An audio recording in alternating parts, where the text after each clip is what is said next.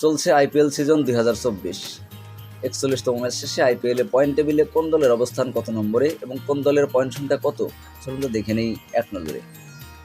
যথারীতি পয়েন্ট টেবিলের শীর্ষস্থান ধরে রেখেছে রাজস্থান রয়্যালস, 8 ম্যাচে 7 জয় 1 পরাজয়, পয়েন্ট সংখ্যা 14।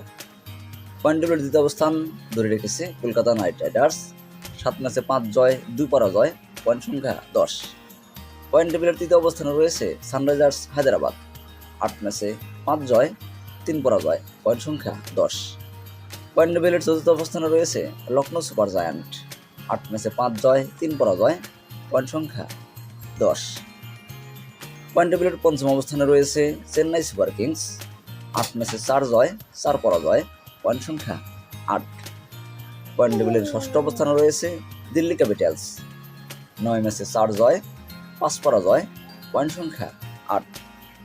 পয়েন্ট টেবিলের সপ্তম অবস্থানে রয়েছে গুজরাট টাইটান্স, 9 ম্যাচে 4 জয় 5 পরাজয়, পয়েন্ট সংখ্যা 8। পয়েন্ট টেবিলের অষ্টম অবস্থানে রয়েছে মুম্বাই ইন্ডিয়ান্স, 8 ম্যাচে 3 জয় 5 পরাজয়, পয়েন্ট সংখ্যা 6। পয়েন্ট টেবিলের নবম অবস্থানে রয়েছে পাঞ্জাব সুপার কিংস, 8 ম্যাচে 2 জয় 6 পরাজয়, পয়েন্ট সংখ্যা 4। পয়েন্ট টেবিলের সর্বশেষ অবস্থানে রয়েছে রয়্যাল চ্যালেঞ্জার ব্যাঙ্গালোর, 9 ম্যাচে 2 জয় 7 পরাজয়, পয়েন্ট সংখ্যা 4।